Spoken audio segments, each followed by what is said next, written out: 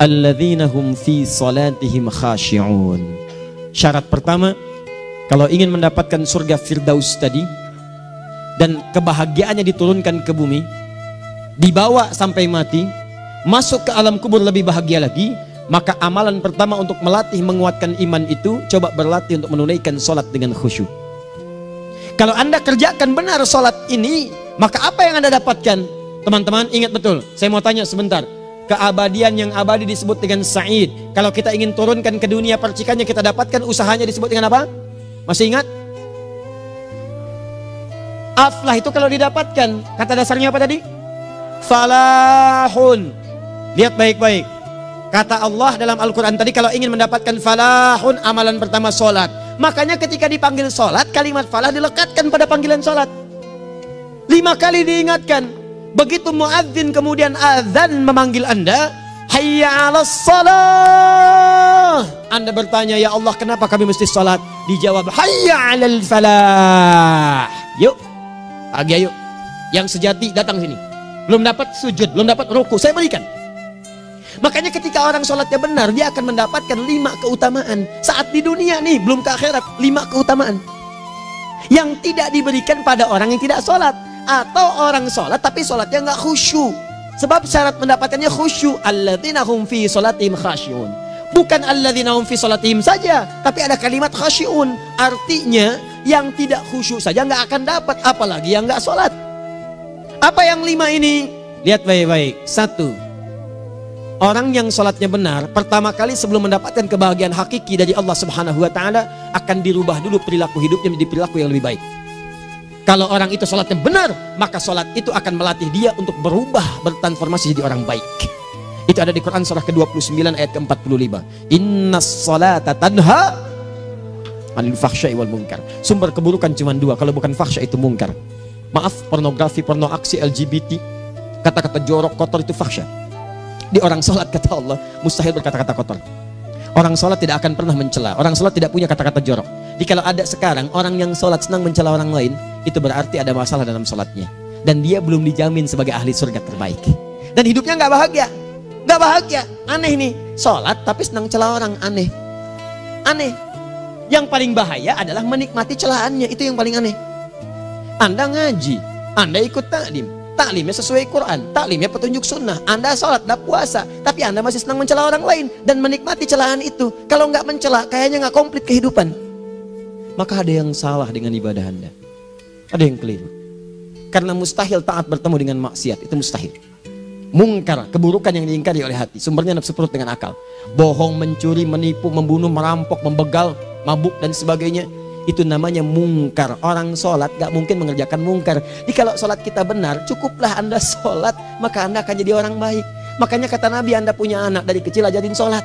Sholat, kalau naik jadi balik, kerjakan terus. Kasih pelajaran membuat dia mengerti. Kalau masih susah, berikan pelajaran. Ini sering diterjemahkan dengan memukul. Mukul di Arab beda dengan konteks mukul sekarang. Mukul di Arab tuh ngasih pelajaran supaya ngerti.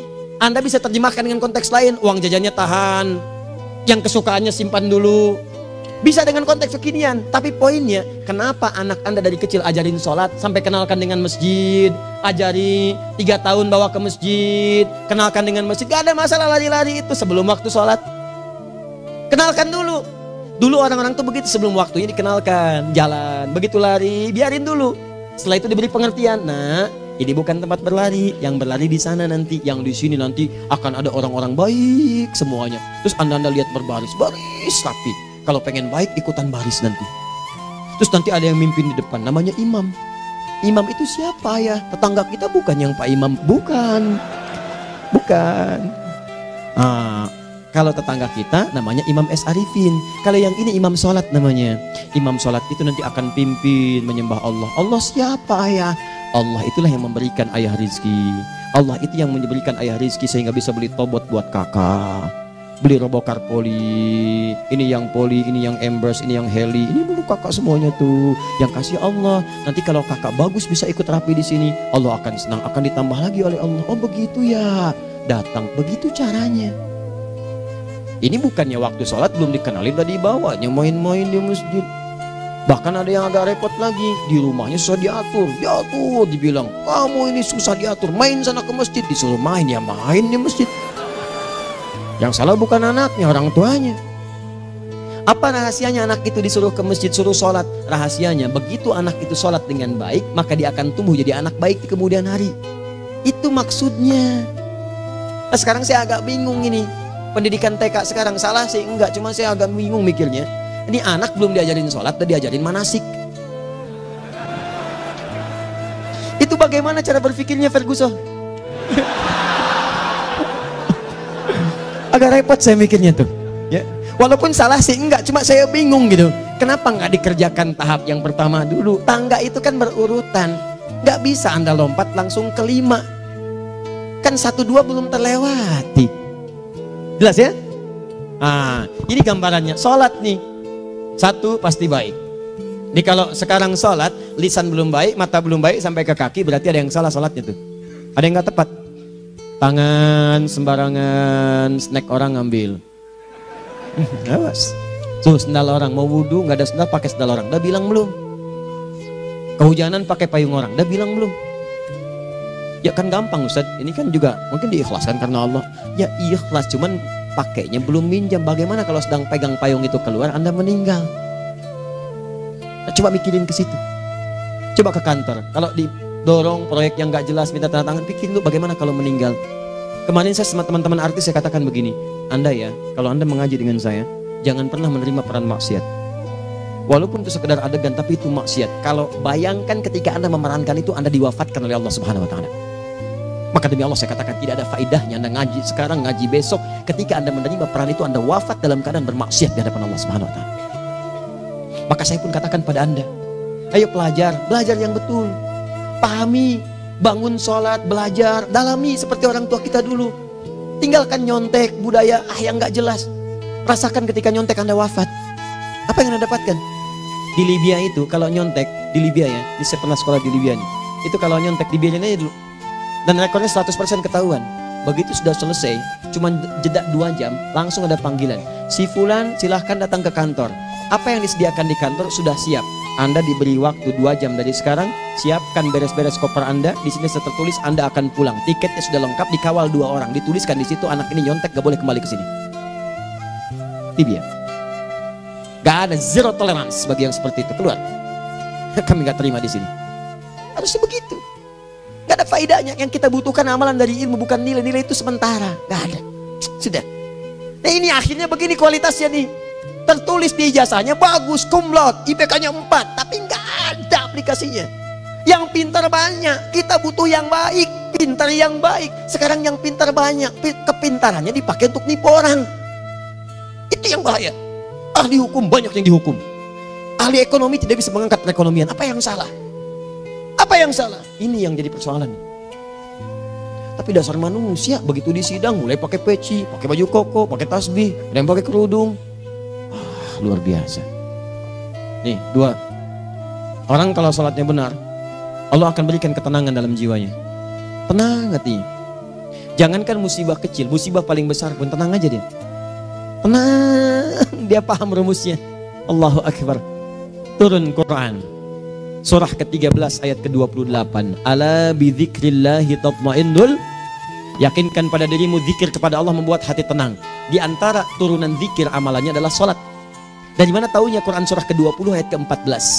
Innani anallahu la ilaha illa ana fa'budni wa aqimis salata lidzikri. Saya Allah, kata Allah ke Nabi Musa. Tidak ada Tuhan selain saya, sembah saya. Bagaimana menyembahmu ya Allah? Tunaikan salat sebagai zikir kepada saya, zikir. Nah, maka kalau Anda sedang tidak tenang, ayo ke masjid. Banyak zikir itu, baca Quran zikir. Quran surah 15 ayat 9. Inna nahnu nazzalna dzikra. Kami turunkan Al-Quran sebagai zikir. Jadi kalau Anda sedang baca Al-Quran, Anda sedang berzikir. Ibu kalau sedang nggak tenang, Bu, gelisah, nggak enak, nggak usah mengeluh, apalagi bikin status gak karuan. Ibu wudhu, ambil mushaf baca. Begitu sedang baca ada ketenangan dalam jiwa. Berdoa, zikir. Kalau sedang nggak tenang besok ada proyek, doa dulu. Doa itu memberikan ketenangan. Makanya doa disebut dengan zikir. Quran surah ke-7 ayat 205. Wadhkur rabbaka fi nafsika tadarruan wa khifatan wa dunal jahri minal qaul. Ayo berzikir, minta kepada Allah dengan segenap jiwamu, mohon dengan penuh ketawaduan. nanti ketenangan diberikan. Menghafal Quran, baca itu zikir. Quran surah ke-54 ayat 17, 22, 32, 40. Walaqad yassarnal Qur'ana lidzikri fahal mim muddakir. Menyebut nama Allah, Al-Asmaul Husna itu zikir.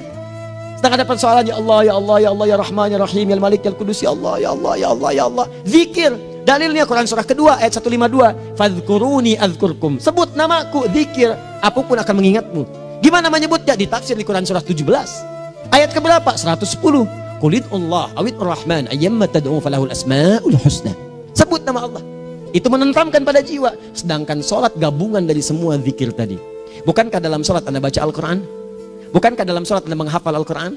Bukankah dalam sholat Anda berdoa? Bukankah dalam sholat Anda istighfar? Anda mohon digabungkan semua itu.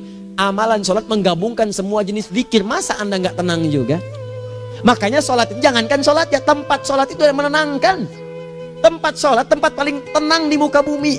Kalau nggak percaya silahkan ya, Anda sebelum masuk ke istiqomah ini, begitu Anda masuk kan perasaannya beda kan? Lain.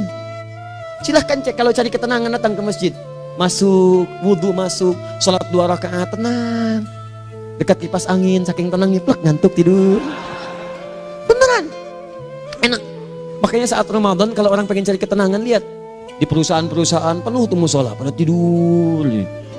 Ya, mengamalkan hadis palsu. Ya, dia musoim ibadah, tidurnya orang puasa ibadah, hadis palsu. Nah, itu teman-teman. Itu gambarannya tiga. Orang yang salatnya khusyuk benar, itu dijamin langsung oleh Allah Subhanahu wa taala akan dimudahkan semua urusan hidupnya termasuk rezekinya. Ini yang saya katakan. Jadi saya katakan tadi, di akhirat ini, di surga, rezeki tinggal ngambil. Anda kalau benar sholatnya, itu langsung dijanjikan oleh Allah. Rezeki itu nggak perlu Anda banyak pikirkan. Ikhtiar sedikit, datang. Bahkan dari sisi yang tidak Anda duga. Apa dalilnya?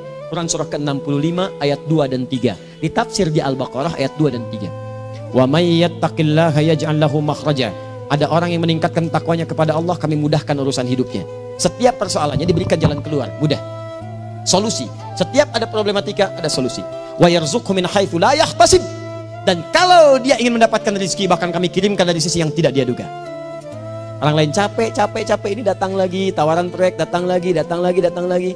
Utsman tuh Masya Allah kayanya banyak, tapi yang paling dirindukan bukan saat mendapatkan peningkatan omsetnya, yaitu saat dia mendapatkan waktu khusus dengan Allah untuk sholat malam hari, sampai-sampainya sempat sholat tahajud sampai khatam Al-Quran. Abdurrahman bin Auf demikian, Tamim Ad-Dari demikian, sholat karena tahu sholat itu meningkatkan rizki. Karena tahu kuncinya ada di situ, Allah yang punya rizki, disebut dengan Razak, pemilik rizki. Maka saya harus punya hubungan dekat dengan Allah. Kalau sudah punya hubungan dekat, mau apa aja gampang. Belum minta, udah diperhatikan. Silahkan cek, Anda punya hubungan baik dengan bos Anda di kantor. Sebelum Anda minta, beliau udah pikirin tuh, telepon bendahara. Dia udah ngambil belum gajinya? Belum Pak, tambahkan bonus sekian. Kenapa? Karena dia mengawasi Anda. Allah maha tahu dibandingkan dengan bos Anda. Mendekat kepada Allah, semua diperhatikan oleh Allah. Siapa orang takwa itu? Kalimat takwa pertama di Al-Quran Al-Baqarah ayat 2, amalannya ayat 3. Dzalikal kitabu la raiba fihi hudal lil. Siapa mutakin itu? Ayat 3-nya. Alladzina yu'minuna bil ghaib wa yuqimunas shalah. Di gampang. Kalau pengen mudah hidupnya gampang.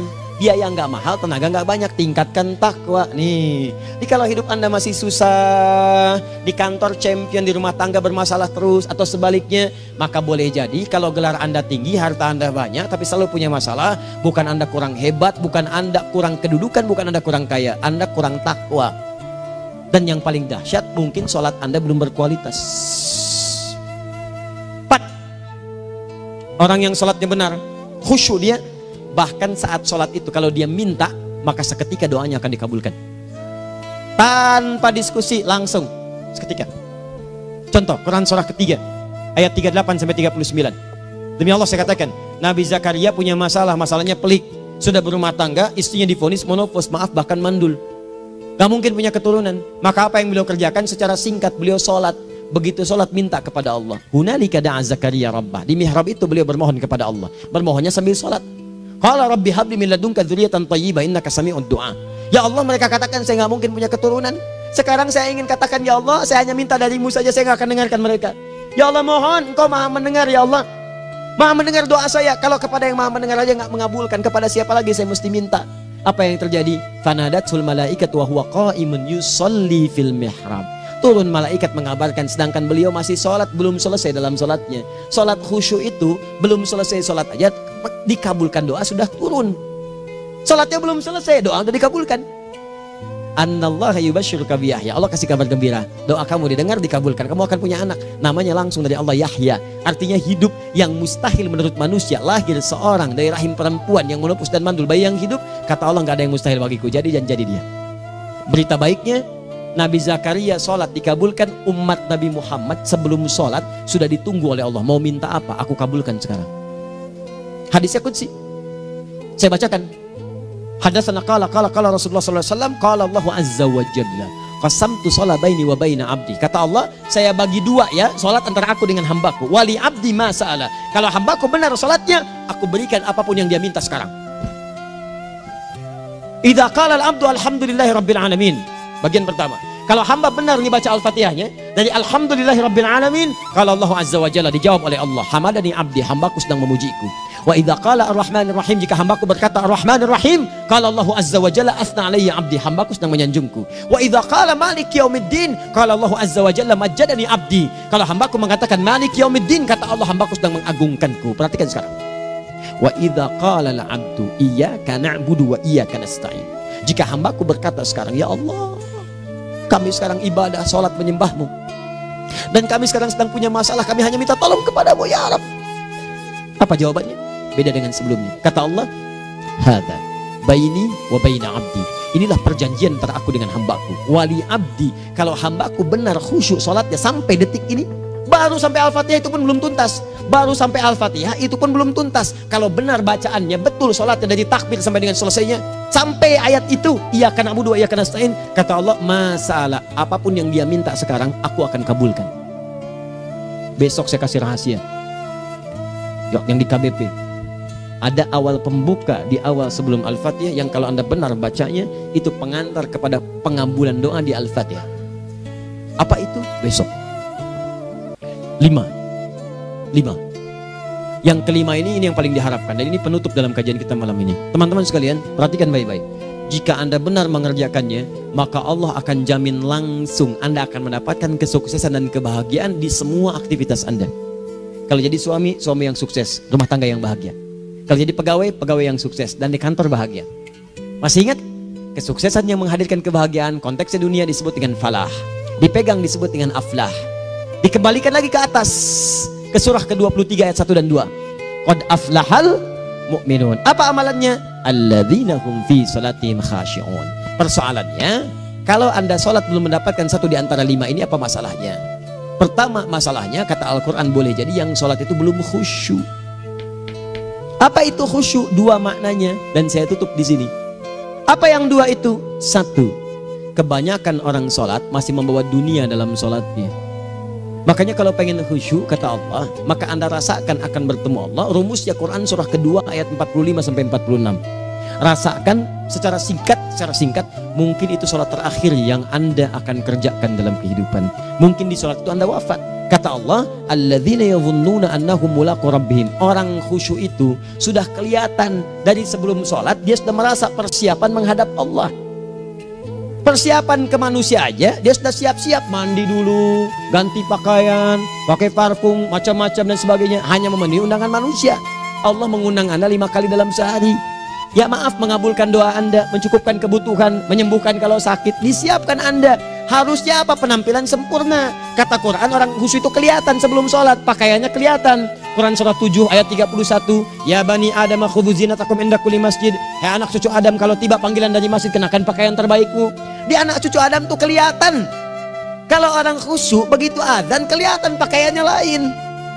Pakaiannya indah. Khudzu zinatakum, kenakan pakaian terbaikmu. Dipakai bertemu Allah. Bertemu manusia aja pakaian bagus-bagus. Ini aneh ya. Ada orang salah ibadah aja. Orang salah ibadah pakaiannya bagus-bagus. Lihat nih hari-hari tertentu besok tuh. Orang mau ke tempat masing-masing tuh. Ada yang pakai jas, pakai dasi, pakai batik, pakai kebaya. Anaknya dibawa, dikuncir 2, bawa manisan macam-macam. Mau salah ibadah aja, tampilan bagus. Masa antum yang benar ibadahnya nggak bagus? Bedakan. Pakaian futsal, pakaian sholat ganti dengan yang sholat. Ini gimana pakaian sholat pakai pakaian futsal? Depannya gambar Messi, belakang Ronaldo. Ah, repot. Malaikatnya juga bilang, kamu salah baju, harusnya Luka Modric.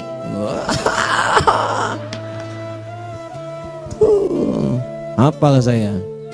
Nah, yang mau tanya apa? Mourinho dipecat saya tahu. Lagi nganggur sekarang, ditawarin Benfica dia nggak terima. Sekarang jadi dia komentator di beIN Sport. Nanti sebentar lagi dia akan komentar di laga Saudi dengan Qatar dan komentar laga Arsenal dengan Ipswich. Digantikan oleh Solskjaer. Dia super sub dulu. Ya, super sub. Ya, the baby assassin, ya pembunuh yang berwajah baby face. Masuknya di akhir-akhir, gol. Sekarang melatih dia 5 kali kemenangan, belum kalah sama sekali. Saya hafal itu. Tapi masih di urutan ke-6, tapi jaraknya ke yang ke-4 itu tinggal 3 poin lagi. Hafal saya. Liverpool tahu cuma 4 poin sekarang bedanya, kemarin 7 kalah 2-1 sama Manchester City. Walaupun banyak analisis yang menyebutkan mungkin itu diberikan saja gitu kan, karena ada yang lain-lain. Hafal kedua Manchester City, hafal saya.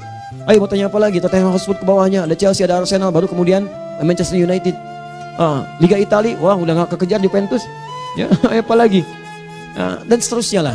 Gak ada ujungnya bahas yang begituan. Jelas ya? Maksud saya, Anda tanya itu saya jawab.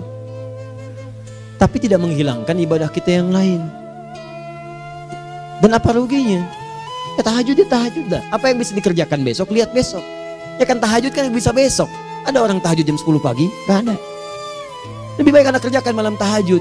Yang tidak bisa dilihat malam bisa dilihat besok. Cara berpikirnya bagaimana kalau besok meninggal? Gak kesampaian teman-teman sekalian. Gak kesampaian. Nah maka dari itu, Anda kalau mau ada panggilan sholat, siap-siap baju yang bagus. Itu sempurnakan. Anda panggilan orang mandi, panggilan Allah, buka Quran surah 5 ayat 6, sempurnakan wudhu. Ya ayyuhalladzina amanu idza qumtum ila shalah faghsilu wujuhakum, wudhu yang baik. Berpakaian yang rapi. Kenapa? Karena boleh jadi saat dipanggil Anda wafat saat itu. Maka wafat Anda dalam keadaan yang suci, dengan keadaan tobat, dengan pakaian terindah pada saat itu. Yang kedua, maaf, orang-orang kurang khusyuk itu saya tutup. Yang kedua itu karena kebanyakan orang sholat tidak paham, tidak mengerti apa yang dibaca dan dilakukan dalam sholatnya. Jujur pada diri sendiri, jawab pada diri Anda. Sampai sekarang Anda sholat, berapa persen bacaan sholat yang Anda pahami? Jangan-jangan selama ini Anda sholat ribuan kali sujud, ribuan kali ruku, gak ada yang paham yang dibaca. Sekian persen yang paham, bagaimana sholat Anda bisa khusyuk? Pekerjaan Anda dipahami, urusan akhirat Anda gak dipahami. Di mana cara berpikirnya? Aku yang bagaimana atau engkau yang harus bagaimana? Ya, coba berubah. Nah ini baru satu amalan, belum yang lainnya.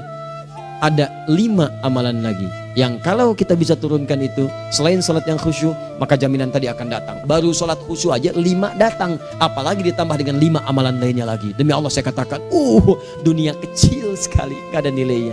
Akhirat aja enak, nikmat. Saya ketemu Ustaz Arifin beberapa waktu lalu, dan kita doakan semoga Allah berikan kesembuhan, kesehatan. Saya datang, biasa kita adamin berdoa, duduk. Bang istirahat, bang butuh istirahat, umat udah nunggu. Dah gak usah mikir yang lain, karena beliau cerita masjid, cerita zikro, cerita mana. Ya insya Allah, nitipin ini, nitipin itu dan seterusnya. Dan yang paling indah adalah, bang kita saling panggil weekend. Nikmat, gak ada yang senikmat ini. Zikir, Allah, doa. Nah bayangkan sakit tapi masih nikmat gitu. Nikmat. Iya bang, saya paham. Istirahat dulu. Banyakkan nanti orang jengkuk. Saya pamit dulu ya, supaya bisa istirahat, supaya tenang. Lama kita pegangan tangan, ngobrol, saling mendoakan. Itu nikmat. Dan cara berpikirnya kalau sudah pakai iman, semua nikmat. Ada uang nikmat, gak ada uang nikmat, sakit nikmat. Karena cara berpikirnya lain. Nanti kita bertemu lagi, saya terangkan pada Anda.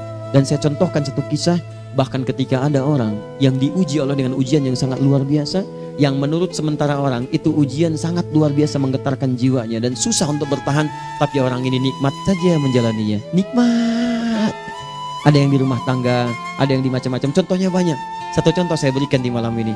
Sekali suami istri, wah luar biasa. Istrinya itu cerewetnya Pak, bukan cuma cerewet, ngeselin bagi suaminya. Maaf Bu ya, bukan ibu maksudnya. Jadi semua yang dikerjakan suami salah.